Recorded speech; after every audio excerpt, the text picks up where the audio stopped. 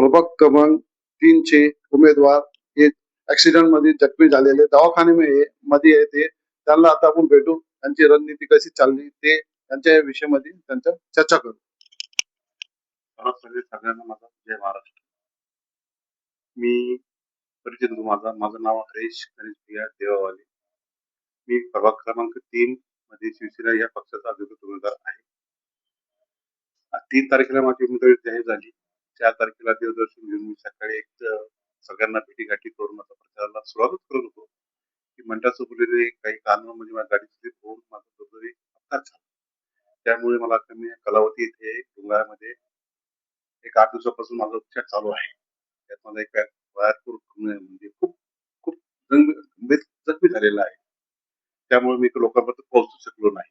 परंतु माझ्या प्रभागातील माझे सहकारी मित्र विराळे असतील, सचिन झारखंडे असतील, अण्णा असतील, हा माझी पूर्ण प्रचाराची धुरा सांभाळत आहे. तसेच माझ्यासोबत माझे मित्रमंडळी म्हणा, जवळचे मित्र, नातेवाईक म्हणा, एकदम म्हणजे आई बहिणी, प्रत्येक व्यक्ती हा माझ्यासाठी जीव लावून प्रचार करत आहे.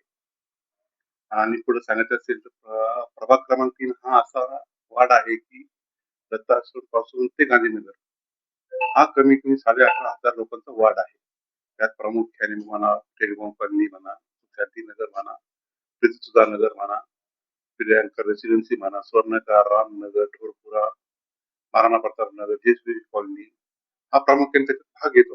हा भाग कसा आहे, काही आजार स्लम आहे, आजार चांगला आहे.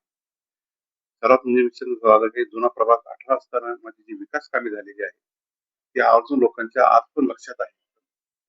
कारण की ते काम करताना मी एकदम म्हणजे असं एक रोड नाही केलेला आहे.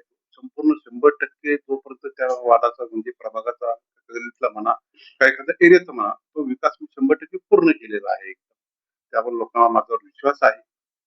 आणखी लोकांनी जो माझ्यावर विश्वास दाखवलेला आहे तसंच विश्वास त्यांनी म्हणजे पुढे येणाऱ्या पंचवार्षिकला पण दाखवावा हीच माझी लोकांना विनंती आहे. सर्वात मोठं म्हणजे का मी उमेदवार नाही, उमेदवार कोण आहे, माझ्या वार्डातील प्रत्येक व्यक्ती उमेदवार आहे. जे माझ्यासाठी सतत 24 तास झटत आहे तो उमेदवार आहे.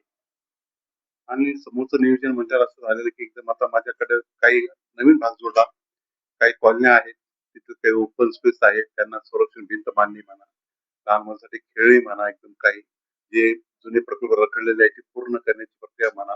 आता माझ्या एरियात झालेली म्हणजे पाण्याची टाकी 2 म्हणजे आझाद मैदान इथली प्रामुख्याने मोठी टाकी आहे आमच्याकडे.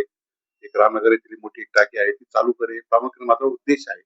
सर्वात मोठा उद्देश म्हणजे एकच आहे माझा की बाबा एक आमच्याकडे जितकी स्लवेरी आहे त्या प्रामुख्याने हा आमचे माननीय आमदार, आमचे नेते माननीय अर्जुन खोतकर यांनी जो विधिमंडळात तो विषय मांडलेला आहे पीआर कार्डचा, तो सर्वात सर्वात म्हणजे सर्वात जवळकीचा आणि एकदम आत्महत्याचा हा विषय आहे. पीआर कार्ड म्हणजे हा आजच्या प्रामुख्याने स्वर्णकार नगर, ढोरपुरा म्हणा, गांधीनगर म्हणा, अर्जुन नगर म्हणा, कन्नड वस्ती म्हणा, इथला हा प्रामुख्याने हा विषय आहे आमचा पीआर कार्डचा. तो पूर्ण कसा मार्गी लावेल हा माझा एक निर्धार आहे. तिथं सर्व म्हणजे स्वर्णकार नगर येथील एक आमचे 40 वर्षापूर्वी गणपती मंदिर असेल की आमच्याकडे जी वाडात येणारी हिंदू संशयभूमी, मुस्लिम संशयभूमी, ख्रिश्चन संशयभूमी, मातंग संशयभूमी यांचा सर्वांगीण विकास कसा होईल या विषयावर सर्वात जास्त मी फोकस करणार आहे.